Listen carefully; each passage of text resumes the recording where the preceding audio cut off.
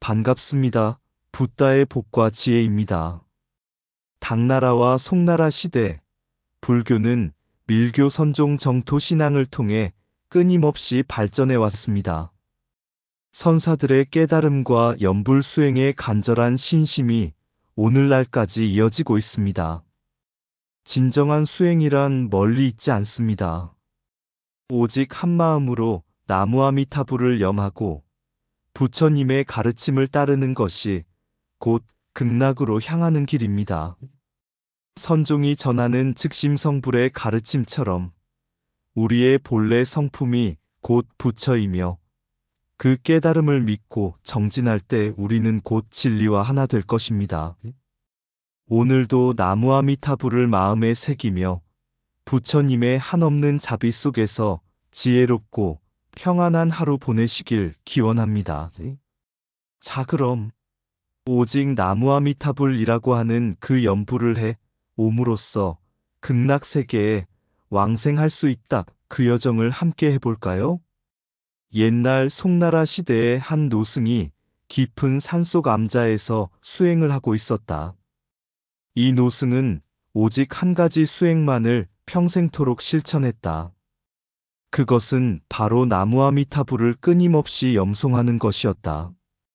어느 날 한 젊은 선승이 노승을 찾아와 물었다. 스님, 왜 오직 나무아미타불만 외우십니까? 부처님의 가르침에는 깊은 경전의 지혜와 깨달음의 길이 있는데 그저 염불만으로 극락에 갈 수 있다고 믿으십니까? 노승은 미소를 지으며 물었다. 젊은 스님은 지금 어디로 가는 길인가? 저는 큰 사찰로 가서 선문답을 배우고 불법의 깊은 이치를 깨닫고자 합니다. 노승은 조용히 고개를 끄덕이더니 바닥에 지팡이를 툭툭 두드렸다. 그대는 목적지를 알고 길을 가는구나. 나는 오직 나무아미타불이라는 다리 위에서 걸을 뿐이다. 부처님께서 본래의 자리를 가리켜 주셨으니 나는 다리 위에서 한 걸음 한 걸음 내디딜 뿐이다. 극락은 먼 곳에 있는 것이 아니라 한마음에 달려 있다. 젊은 선승은 순간 깨달음을 얻고 그 자리에서 합장했다. 나무아미타불. 그때 바람이 불어와 노승의 주변에 있던 낙엽이 가볍게 흩날렸다. 마치 극락의 연꽃이 피어나듯이. 옛날 당나라 시대 장안의 한 사찰에 3명의 수행자가 함께 정진하고 있었다. 그들은 각기 다른 방식으로 불법을 닦았지만 모두 부처님의 진리를 향해 나아가고 있었다. 첫째는 다란이 수행자였다. 그는 밀교를 깊이 믿으며 하루도 빠짐없이 경전을 독송하고 다란이를 외웠다. 그는 말없이 손가락으로 공중의 진원을 그리며 수행에 정진했다. 둘째는 선승이었다. 그는 경전보다는 직관적인 깨달음을 중시하며 스승과의 문답을 통해 진리를 깨치려 했다. 그는 말없이 앉아 있으며 오직 한마음으로 이 순간에 집중했다. 셋째는 염불 수행자였다. 그는 나무아미타불을 끊임없이 염송하며 극락에 왕생할 것을 발언했다. 그는 어느 순간이든 불명의 공덕을 믿고 부처님의 자비를 온전히 의지했다. 어느 날 밀교 수행자는 티베트에서 온 한 대덕 스님을 만났다. 대덕 스님은 만트라 진언의 깊은 힘을 설하며 말했다. 다란이는 부처님의 지혜를 응축한 것이다. 정성으로 이를 외우면 그 자체로 깨달음의 문을 열 수 있다. 밀교 수행자는 이를 듣고 더욱 정진하며 몸과 마음이 다란이와 하나가 되는 순간 모든 사물의 본질이 공임을 깨닫게 되었다. 한편 선승은 스승에게 묻고 또 물었다. 부처님은 어디에 계십니까? 스승은 말없이 손가락으로 하늘을 가리켰다가 땅을 가리켰다. 그 순간 선승은 깨달았다. 부처님은 먼 곳에 계신 것이 아니라 바로 이 자리에서 나를 보고 계시는구나. 그는 더 이상 의심하지 않았고 즉심즉불, 곧 마음이 부처다이라는 진리를 깨닫고 미소 지었다. 세월이 흘러 송나라에 이르자 임재종이 크게 번성했다. 특히 황벽과 임재의 가르침을 받은 많은 선사들이 등장하며 선맥을 이어갔다. 어느 날 한 젊은 수행자가 임재종의 선사를 찾아와 물었다. 어떻게 하면 부처를 볼 수 있습니까?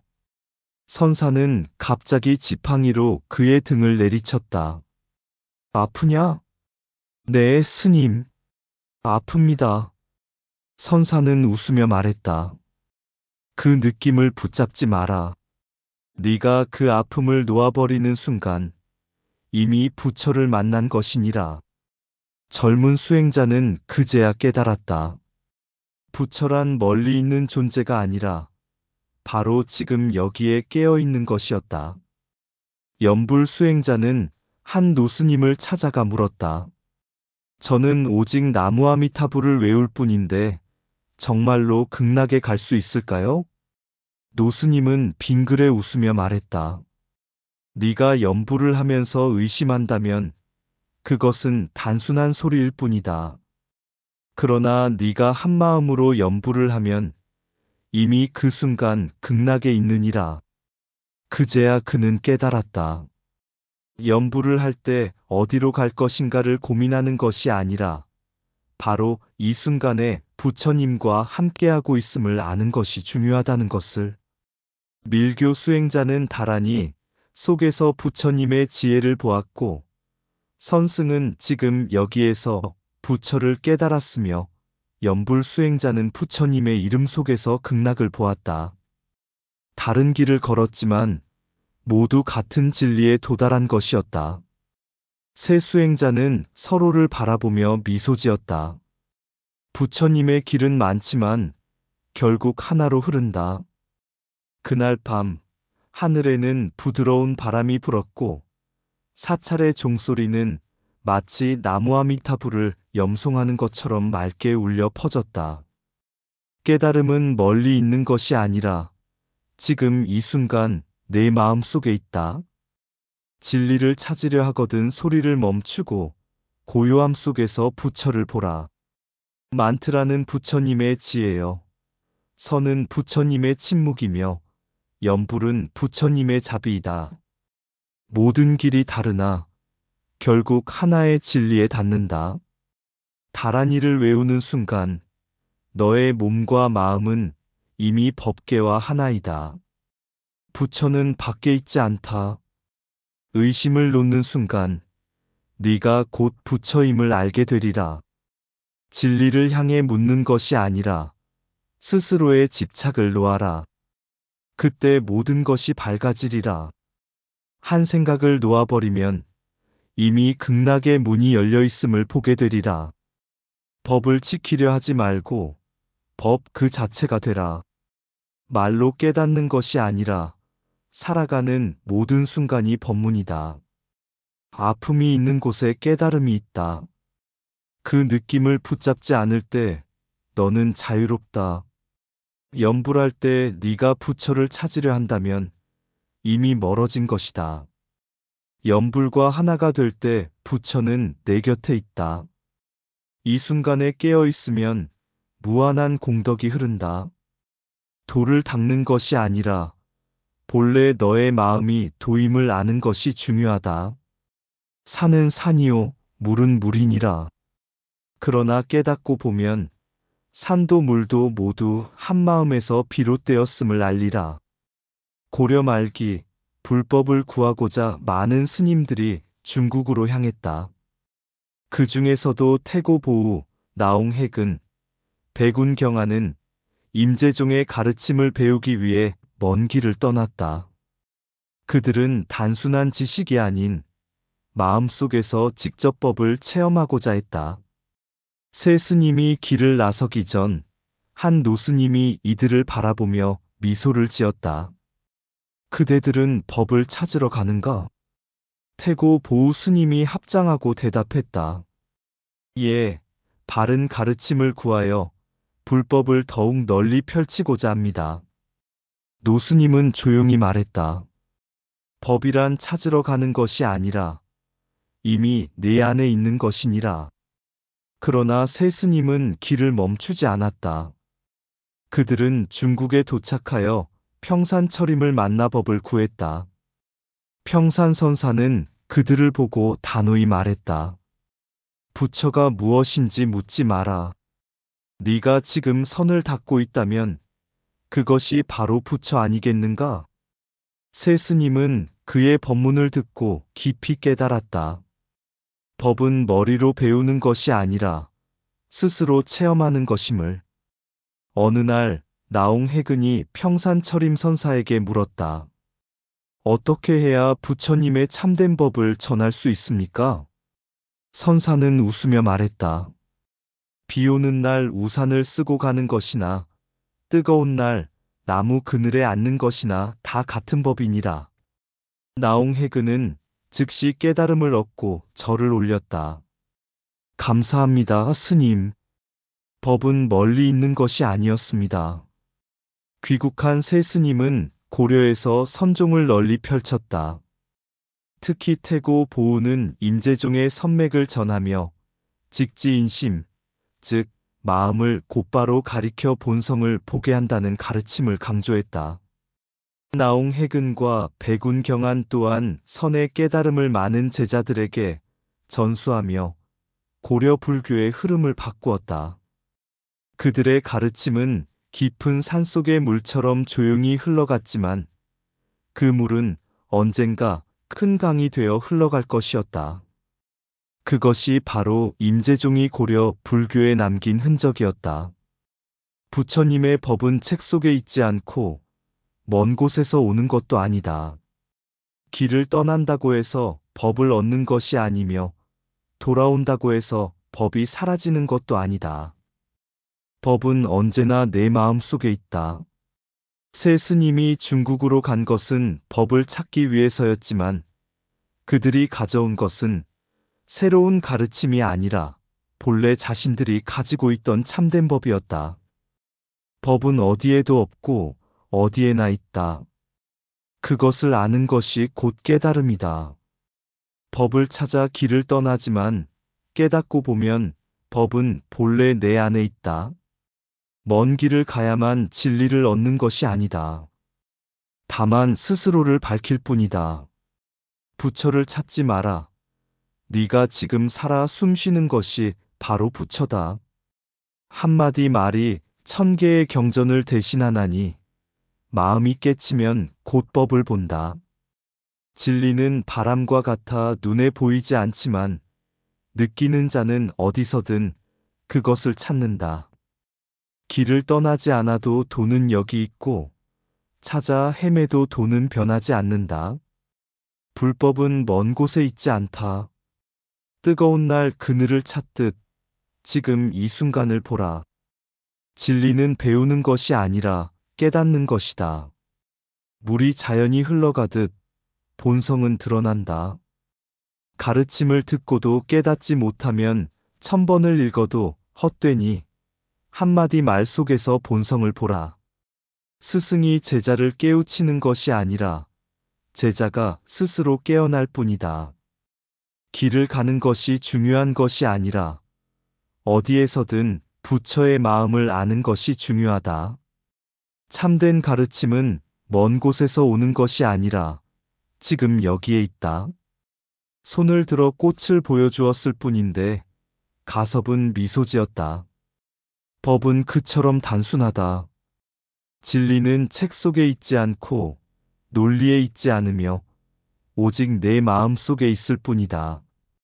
법이란 잡으려 하면 사라지고 놓아버리면 드러난다.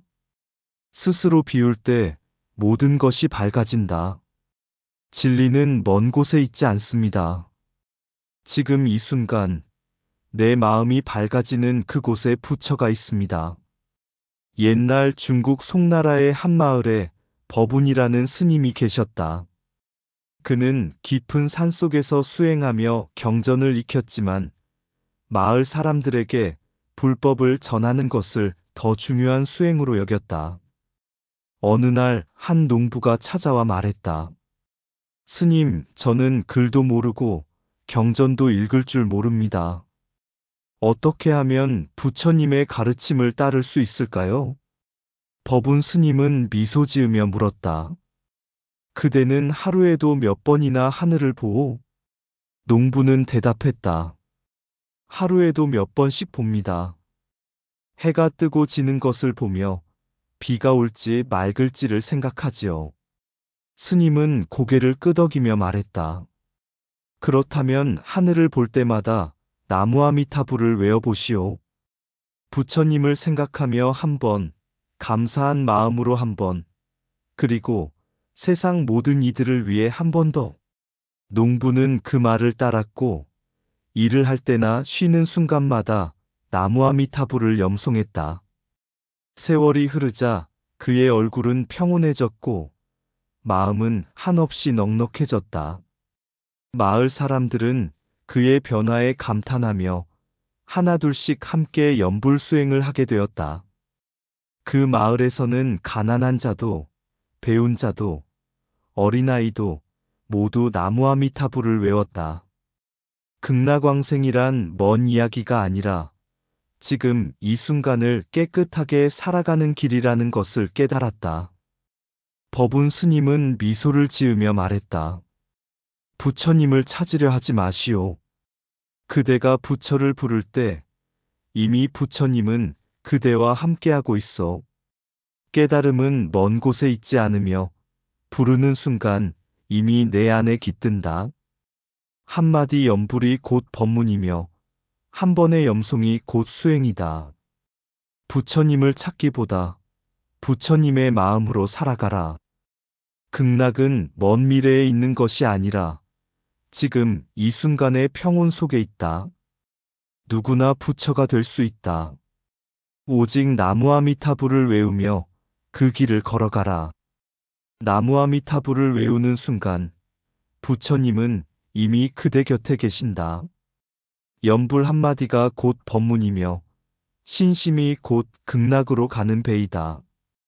부처님은 멀리 있지 않다. 나무아미타불을 부르는 그 순간 부처님이 그대 안에 깃든다. 극락은 죽음 너머에 있는 것이 아니라 지금 이 순간 깨끗한 마음 속에 있다. 부처를 찾기보다 부처의 이름을 부르며 부처의 삶을 살아가라. 염불은 소리를 내는 것이 아니라 마음 속에서 부처님을 모시는 길이다. 나무아미타불. 이 한마디 속에 무한한 자비와 지혜가 깃들어 있다. 의심 없이 나무아미타불을 염송하면 극락의 문은 이미 열려 있다.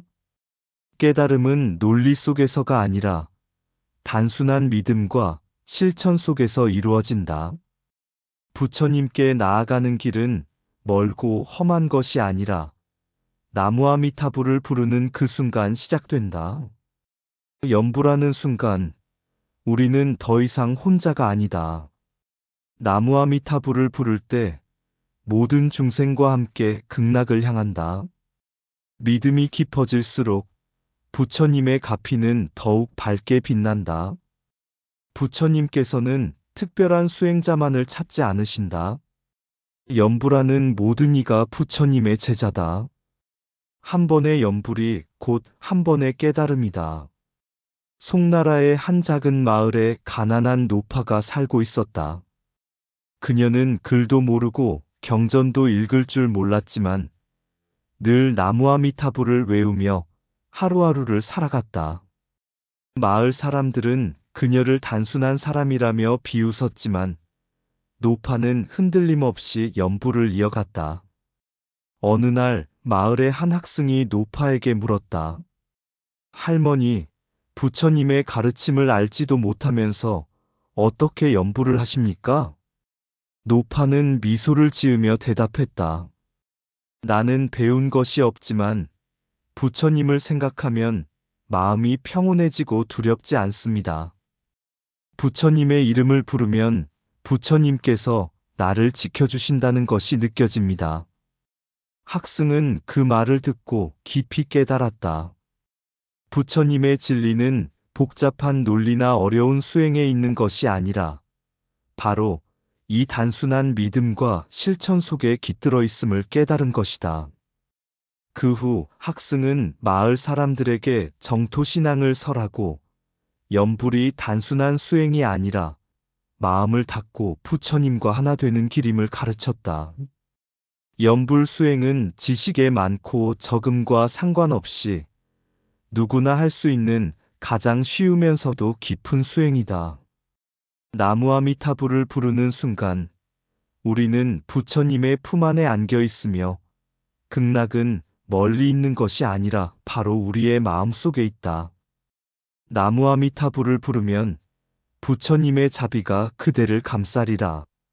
나무아미타불을 부를 때 마음은 고요히 빛을 잃고 부처님의 자비가 내 안에 퍼진다. 소리 없이 흘러가는 시간 속에서 한마디 염불이 천국을 여네. 지금 이 순간 극락이 여기 있다. 부처님 이름을 따라 걷는 길, 논리와 이론을 벗어나 그저 진심을 다해 부를 뿐 그 길이 바로 깨달음의 길. 세상 모든 고통 속에서도 나무아미타불을 외우면 내 마음 속에 부처님이 어둠 속에서 빛을 밝혀주신다. 염불 한마디, 그 깊이를 알아. 부처님의 자비, 나의 삶을 감싸네. 아무리 멀리 있어도 내 마음 속에서 부처님을 만나리. 나무아미타불, 그 이름 속에 담긴 진리, 단순하지만 깊고 자비로 가득 차 모든 중생을 극락으로 이끈다. 이상 붓다의 복과 지혜였습니다. 오늘도 복지 구족한 날 되세요. 구독과 좋아요는 붓다의 복과 지혜를 밝히는 큰 자비의 등불이 됩니다.